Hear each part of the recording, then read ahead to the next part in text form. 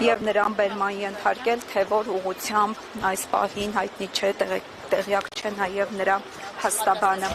Զորաջան, փաստորեն խոզարկությունների որոշումների մեջ դրված է եղել, որ 6 հոգևորականները եւ նաեւ Սրբազանը բերման են ենթարկում հավաքներին այդ խոչընդոտելու հաղորդման հիման վրա, որը ներկայացրել է Դանիել Յունիսյանը։ Ճիշտ է այս փաստերը։ Տեսեք, ուրեմն այսօր առավոտյան քննչական մարմինը բնականաբար իրապա մարմնի ներկայացների ուղեկցությամբ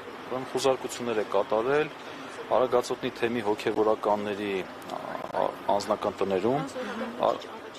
Արագածոտնի թեմի առաջնորդարանում եւ աշխարհիկ մի քանի աշխատակիցների բնակարաններում։ Արգրավել են տարբեր տեսակի փաստաթղթեր, համակարգիչներ, այդ թվում օրինակ մի աշխարհիկ աշխատակցուհու, ընտանիքի անդամների համակարգիչները, հեռախոսները բոլորի, այո, արգրավել են եւ իրենց էլ փաստացի բերման են ենթարկել, բերել են այստեղ։ Բացի Մկրտիչ Սրբազանից մնացածը այստեղ է 6 քահանա, 6 հոգևորականներ եւ մի քանի աշխարհիկ աշխատակիցներ, գանձապա, գործավար, հաշվապա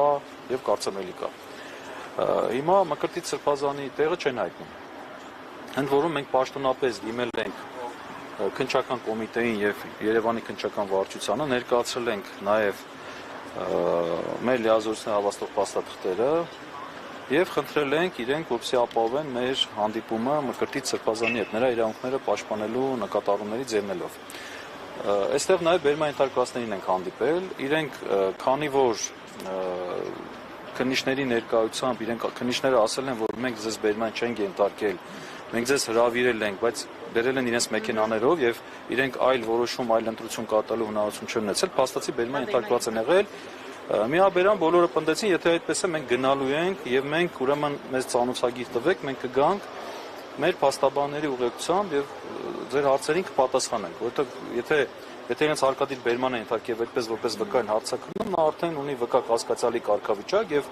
քննչական մարմինը պարտավոր է նրանց պաշտպանության իրավունքը ապահովել։ Այստեղ արդեն ուրիշ ռեժիմով է հարցակնությունը գնում։ Իրենք ունեն նաեւ դատավորական այլ երաշխիքներ։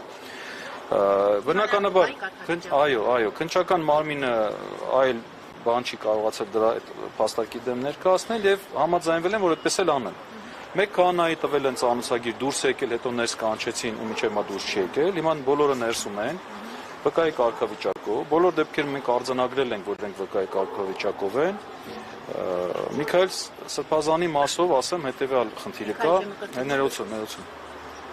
Միքայել Սրբազանի ձեր ճանապարհն են բռնել։ Տեսեք, ուրեմն Մկրտիչ Սրբազանի մասով այսպիսի իրավիճակ է։ Քրեական օրենսգրքի 451 հոդված կա, որը բռնի անետացման մասին է խոսում։ Ես հիմա ընթերցեմ այդ հոդվածի դիսպոզիցիան։ Ներողություն։ Ուրեմն տեսեք, բռնի անետացումը պետության կողմից տրված լիազորությամբ, պետության աջակցությամբ, համաձայնությամբ կամ թողտվությամբ գործող պաշտոնատար անձի, այլ անձի կամ մի խումբ անձանց կողմից ազատությունից օրինական հիմքերով կամ ապօրինի զրկած անձի ազատությունից զրկելու փաստը ժխտելը կամ թաքցնելը։ Ուրեմն պատժվում է ազատազրկմամբ 3-ից 7 տարի ժամկետով։ Բավականին ծանր հոդված է։ Հիմա տեսեք, մենք այս մասով ես ինքս արդեն հաղորդում եմ ներկայացրել եւ նաեւ իմ Facebook-յան էջում սրա մասին գրել եմ, որովհետեւ մեր բոլոր փորձերը մեր վստահորդին հանդիպելու փաստորեն ձախողվել են։ Վերջին անգամ որտեղ եք տեսել, որ ասում եք այստեղ չի, չգիտենք որտեղ է։ Տեսել եք, որ բերման են ենթարկել։ Չենք տեսել, մեզ ասել են, որ իրեն բերման են ենթարկել, այսինքն մեքենան են նստեցրել եւ բերել են իբրև քննչական կոմիտե, ասել են բերում են Պարուս Սևակ 4 հասցեով, սակայն Մկրտիչ Սրբազանին այստեղ չեն։ Ունեք որոշակի կասկածներ, ինչու են թաքցնում Սրբազանին գտնվելու բանը։ Տեսեք, այս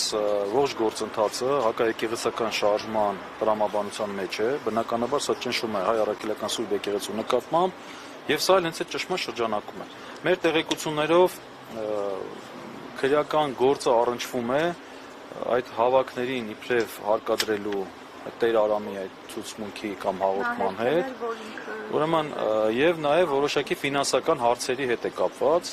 Խոզարկության որոշման մեջ չէ գրված դա եղել, որտեղ փաստաբան Մարինե Ֆարմանյանն այդ մասին ասաց, որ խոզարկության որոշումների մեջ գրված է, որ հավաքներին հարկադրելու այդ վարույթի շրջանակներում են։ Այո, ես մանրամասնին չեմ տիրապետում, բայց որքանով տեղյակ եմ, այո, եւ բնականաբար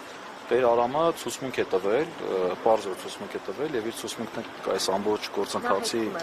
հաղորդում չի եղել։ դե հաղորդում չի եղել, բայց վստահ եմ որ նա ցուցմունք տվել է։ Մեծ հետ հայրուրի հետ լույսում նշեց, որ հենց անձամբ մեզնից է տեղեկանում, որ Արագածոտնի թեմի առաջնորդը այս պահին անհետացել է եւ իր մյուս հոգեվոր եղբայրներն էլ։ Դե այդ մասով կարծում եմ